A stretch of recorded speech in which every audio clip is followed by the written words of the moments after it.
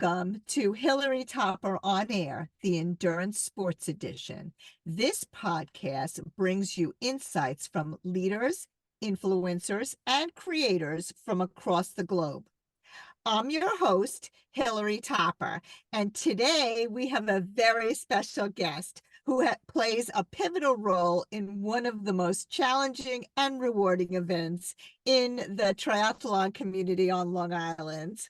Joining us is Merle McDonald Aaron, the race director of the Robert J. Aaron Memorial Mighty Montauk Triathlon.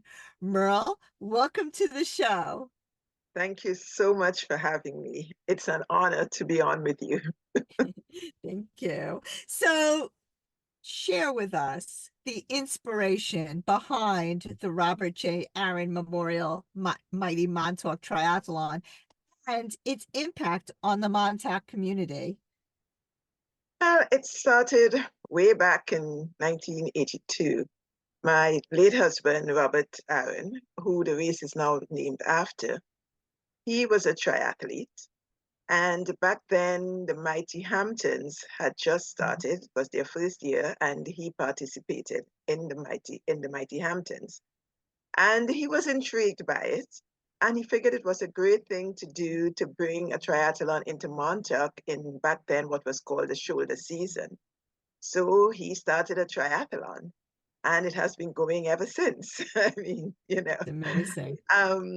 Back then, he was a sort of eccentric kind of guy. He figured that instead of having a swim, bike, run, he figured the guys can bike and then swim because they would need to cool down after the swim, and then they did a run. So he did his own thing back then. And of course, this was kind of before USAT, so there were no sanctions, there were no set fast rule as to what to do. So he did his own thing. But then, after time, things changed around, and now we have a traditional triathlon.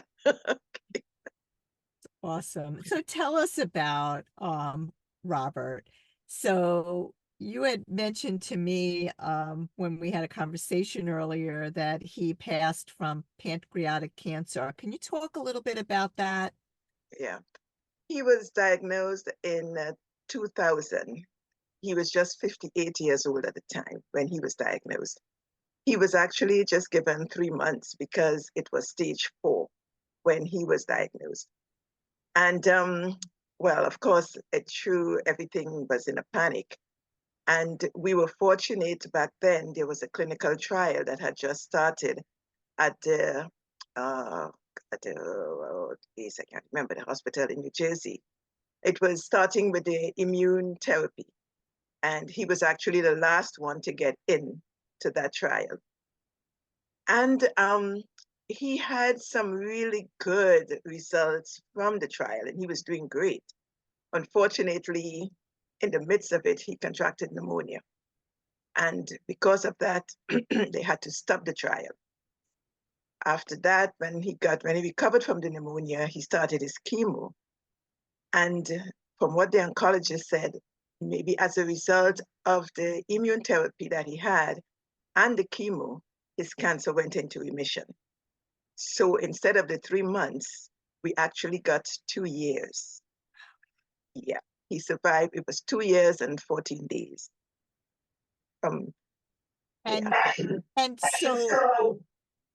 so many people have pancreatic cancer, and we talked about that. Can you talk about how you brought this, you continued the race in his memory? Talk a little bit about that and how you're raising money now for Okay, pancreatic cancer. sure. So when he was diagnosed, of course, I had no idea what to expect. I knew nothing about it. Cancer had never, thank God, had never touched my family. So it was like a real shock. So I started researching. I would be online on that computer sometimes 3, 4 o'clock in the morning. I would just be looking and looking. And back then in 2000, there wasn't that much out there. And I came across the Lost Garden Foundation in my searches. And I realized that they were kind of top of the class at the time in terms of pancreatic cancer. And I figured what I was going through, I didn't want anybody else to go through that as much as I could. So I figured whatever I could do in my own way to kind of help somebody else who might be in the position that I was in, so that when they look out there would be something, there would be some hope that their loved one will not have the 3 months that the doctors give them. And that's my passion behind it. And that's why I do what I do. And I am trying the best as I can to continue as long as I can. So to raise funds for pancreatic cancer research. It's beautiful what you're doing. Now, talk to us a little bit about the mighty Montauk Triathlon and how it stands out from other triathlons around the country. I like to think of it, it's like a real hometown type of race. As one of my triathletes said to me, this is not a triathlon, this is a family reunion, because we have had some of the same triathletes going through every age group. I mean, you saw them when they were young with long hair and black hair, and now they are balding and gray, and they're still coming. It's awesome. So it's definitely a family reunion. We are, as I said, my husband was kind of eccentric. He would make up his own signs, and he would put, 5 miles, you're tired by now, something like that, And I have tried over the years to kind of keep that for that family feel, that hometown feel.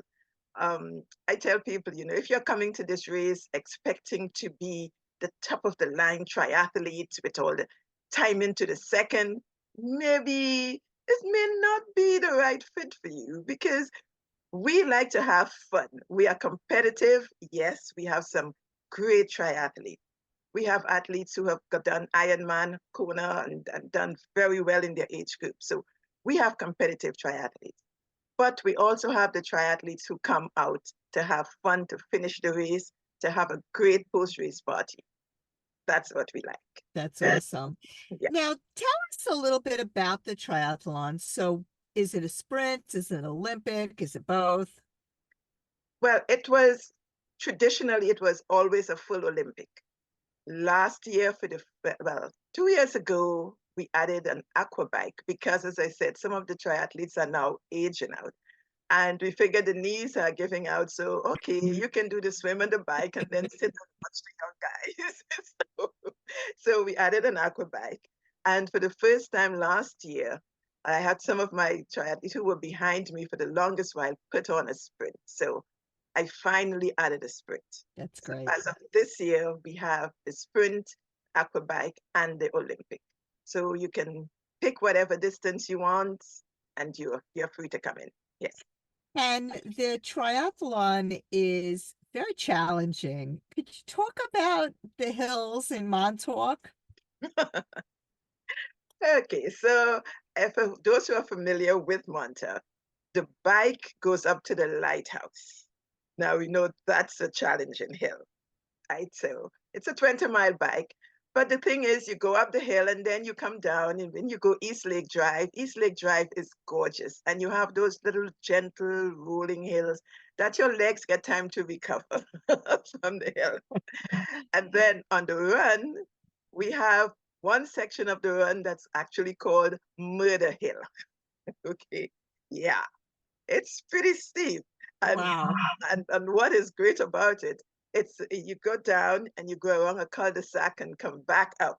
So the guys who are coming up that hill, watching the guys going down and saying, okay, you don't know what you're in for, But other than that, the course is beautiful because Montauk is a beautiful It is hamlet. beautiful. It's gorgeous. So there is something to see in every part of the race. So what's funny about Montauk is that because it's a beach community, you would think it would be flat. no, it's not. It's not. And then the other thing we have is the winds, because Montauk means land of many winds. So if by chance you have a windy day, I mean, wind comes at you from every direction. So Oof. it is challenging, but that's part of it. I mean, you don't come into a triathlon and expect to just ride along a savannah, you know? You need a challenge. So, That's true. Okay. Now, I know that safety is crucial for any event like this. How do you ensure that the safety of participants during the swim, bike, and run portions? okay, so the East Hampton Ocean Rescue, they Ooh, are my savior. They show up from the day before, they set my course up for me, and race morning, they are there, out in full underwater. I mean, anywhere you turn, there is a boat, there is a surfboard, there might be a kayak. They are out there protecting me. And the East Hampton Town Police, they are also on board with us. I mean, as I said, this race, it's part of the community. It's been part of the town for 40 plus years. So I have no issues when it comes to the police being there to make sure everybody is safe. And thank God it has been. Yeah. that's awesome. Now, as you and I both know, preparing for a triathlon is no small feat. What advice would you give to first-time participants aiming to tackle the mighty Montauk? Be prepared. Get your training in. And if it's possible that you can even come out before and ride the course, I know a lot of guys do that. So you go over. So when you come out to the race, you are prepared. And I've spoken to a lot of first timers who panic on the day and say, I don't know. And I tell them the same thing. Listen, you're trained, you're ready. You're not here perhaps to come first, to win the first time you're out, but at least you would have the experience and Right. enjoy it. That's Mhm. the main thing. Have fun. And then next Excellent. year you can come back and you can be more competitive if you want. But for this year, enjoy the ride. Enjoy it. So yeah. Absolutely. That's great advice. Thank you. All right. So before we move on, I want to say I'm so appreciative of our sponsor and must take the time out to thank them. Special thanks to Playtry, Swim, Bike, Run, a retail and online bike shop and multi-sport specialist. Now back to you, Merle. So I know you also have a hotel in Montauk. Can you tell us a little bit about this hotel? Yeah, it's a motel. It's called a Harborside Motel. Okay. We are in the harbor section of Montauk. It's a family type motel. We have swimming pool, tennis, we have pickleball, we have volleyball. So it's very family oriented. And we cater, since we're in the harbor, we cater to a lot of the local, recreational fishermen who come from all over to fish in Montauk. So we are where they will come. A lot of them come here over the years. And we've had again, it's again just like the race, it's generational. So we have the families who would come and now their kids are married and they're coming with their kids. So That's so we nice. are here. We like that. We like that family feel. So yeah, it's That's in awesome. on Westlake Drive in the harbor section of Montauk. Mhm. And I know, Montauk is a destination with distinct seasons. How do you keep your motel engaging for guests throughout the year, especially during peak season? Well, peak season, Montauk sells itself because the people who come, especially during the summertime, they are coming for the beaches, they are coming, the swimming pool, they are come and the new generation are coming to the clubs. So um, you keep your rates affordable so your base, your core customers keep coming back. So you don't have to worry too much about the fluctuations in who's coming or who's not coming because you have a base. And I think that's one of the things that has been part of the success of the motel over the years. Just keep it family friendly and affordable. And that's the main thing. In the fall, our core business is the fishermen. I mean, they come from Delaware, Florida, Maine. They come from all over. But Montauk is the fishing capital of New York. So they come to Montauk and Wow. we accommodate them here. So we have the summer people and we have the fall people. We close in the winter because there's nothing in Montauk. There are no clubs, there's no beach, there's no fishing, so we're closed. Time to go skiing. Yeah. I'll go somewhere really warm. We'll go somewhere really warm, right? Exactly, exactly. Now, I wanted to ask you about the pandemic because the pandemic brought an unprecedented challenge to the hospitality industry. How did your motel adapt, and what changes do you think are here to stay? You know, this is funny. The pandemic did not in any way hamper the business at the Harborside. That's awesome. It didn't. As a matter of fact, it was unbelievable. I mean, you just couldn't keep up during the pandemic because I think a lot of people felt coming to Montauk was a safe haven away from the city. So, Mm. so they came. Um, of course, we did a lot of the health protocols. We made sure rooms were sanitized between guests. I had all the sanitizer machines and the ultraviolet lights that I used in the rooms. So we did all of that. And one of the other things we had to push back our check-in times so that the housekeeping staff had more time in between checkouts and check-in to make sure rooms were fully sanitized. And we went through the pandemic unscathed, most likely. Yeah. Wow.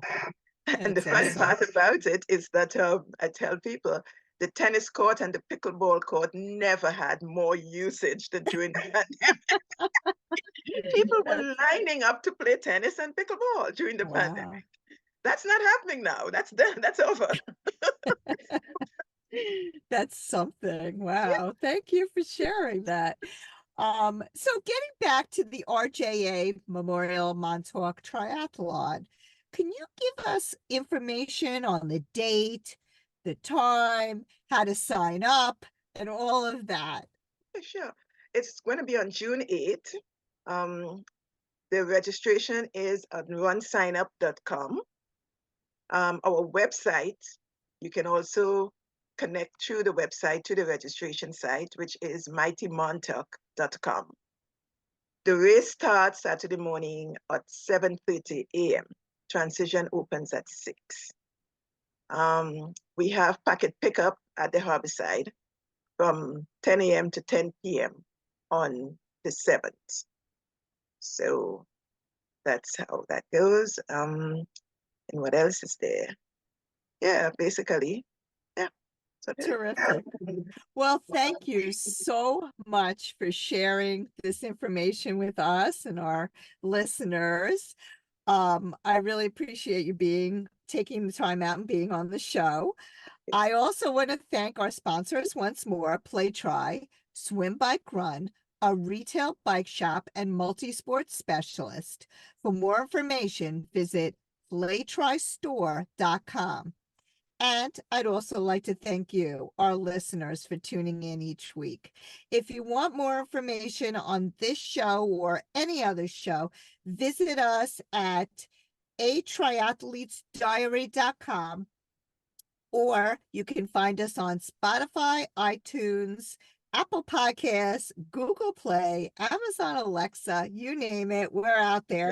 yeah. Have a great week, and we'll see you next time.